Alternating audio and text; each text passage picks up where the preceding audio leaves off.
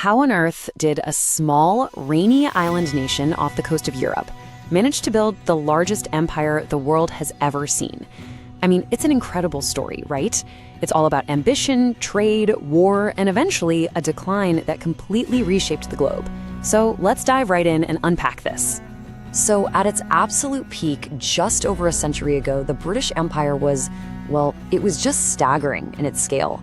You're talking about a quarter of the entire world's landmass, a quarter. And it ruled over nearly a third of all people on the planet. That's why you always hear that famous phrase, the empire on which the sun never set. It literally never did. Okay, so to really get our heads around how this all happened, we're gonna walk through its entire story.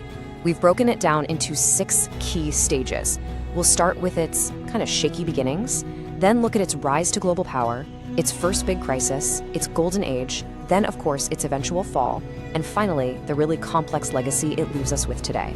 All right, so let's start at the beginning. The foundations of this empire were actually laid way before Great Britain was even a thing. We have to go back to the late 1500s, early 1600s. The Kingdom of England started looking overseas, but you know what? Its first steps were not great. They were pretty much failures.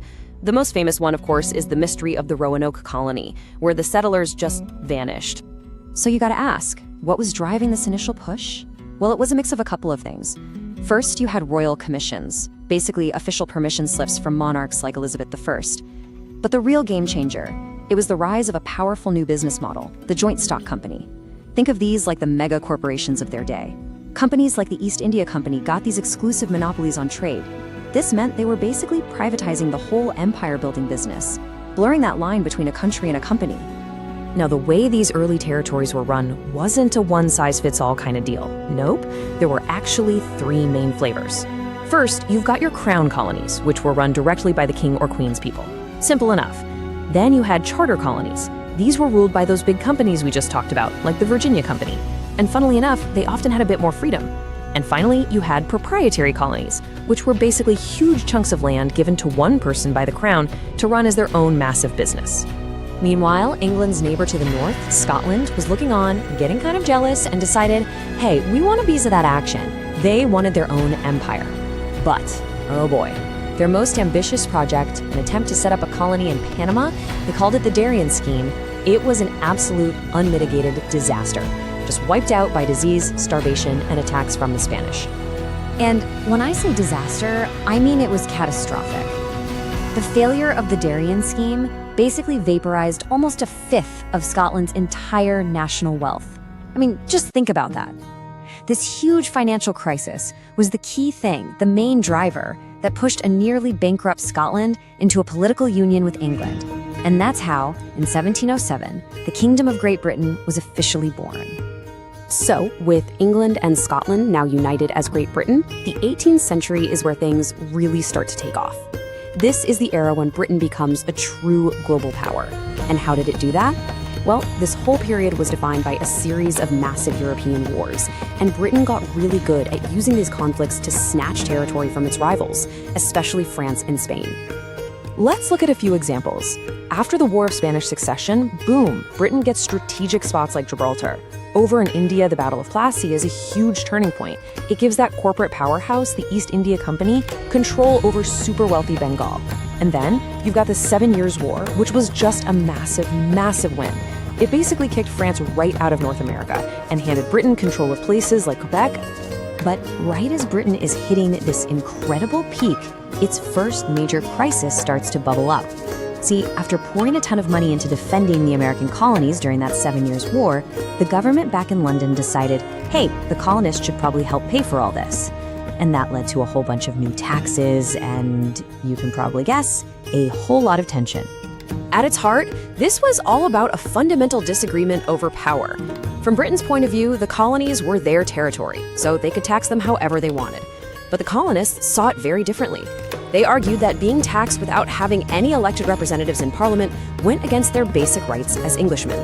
And this clash of ideas, it led straight to war, and of course, the Declaration of Independence in 1776. Losing its 13 American colonies was a shocking defeat. I mean, it was a huge blow and a major, major turning point. So now that its most valuable overseas possessions were just gone, what does the British Empire do next? Where does it go from here? Well, It forced them to completely rethink their entire imperial strategy. What they did was pivot. They turned their focus toward Asia and the Pacific. You have explorers like the famous Captain James Cook, who started charting these vast new territories, claiming Australia and New Zealand for Britain. And here's a practical problem. With America gone, where do they send their convicts? Well, Australia became the new destination, a penal colony. At the same time, new kinds of trade, like the fur trade in the Pacific Northwest, opened up brand new ways to make money. Okay, so after defeating Napoleon's France in 1815, Britain enters what historians now call its imperial century. I mean, think about it. Its main rivals were defeated, and its Royal Navy ruled the seas completely uncontested. This is the period when Britain's global power and influence hit their absolute, undeniable peak. And at the very heart of this new phase of empire was India. After a huge rebellion in 1857, the British government stepped in, dissolved the East India Company, and took direct control. This is when India truly became the jewel in the crown. It was the empire's most populous, most profitable possession, just a massive source of resources, money, and soldiers. Now, during this same period, Britain also dove headfirst into the scramble for Africa. It was this mad rush by European powers to colonize the continent. For Britain, it was driven by strategic interests, like controlling the vital Suez Canal, and just sheer ambition. They carved out this enormous chunk of territory with this grand dream of controlling a continuous line of land from the Cape all the way in the south to Cairo in the north. So the empire actually gets to its largest size after World War I. But here's the thing. That victory came at a terrible, terrible cost. The two world wars, even though Britain was on the winning side, they fatally wounded the empire. They spelled the beginning of the end. And why was that? Well, it really boils down to one simple thing: money. The wars were just ruinously expensive. Britain was basically bankrupt. It just couldn't afford the massive military and administrative costs needed to run a global empire anymore. The political will to do it was fading, and more importantly, the cash had simply run out. So what came next was this steady, inevitable process of decolonization. The dominoes started to fall. It began with Ireland in 1921. Then came the huge, monumental independence of India and Pakistan in 1947. Then, in the 1960s, you get this wave of African nations gaining their independence, a period people called the wind of change. And it all sort of culminates in that final symbolic moment, the handover of Hong Kong back to China in 1997. So, what's left of this once vast empire? Well, just because it was dissolved doesn't mean its influence just vanished. Not at all. The legacy it left behind is incredibly profound, it's really complex, and it absolutely continues to shape our world today in countless ways. Probably one of the most visible legacies you see today is the Commonwealth of Nations. Now, this is a totally voluntary political association. It's made up of 56 member states, and yeah, most of them are former British colonies. And it connects a staggering 2.5 billion people through things like a shared history, language, and certain values. But really, the empire's impact is just everywhere. The English language became the global language of business and culture. A lot of countries inherited British-style parliaments and legal systems. But at the same time, the way the imperial mapmakers drew lines on a map created disputed borders that are still fueling conflicts today. And culturally, everything from global sports like cricket to the truly multicultural society of modern Britain, it's all a direct result of this long, complicated imperial history.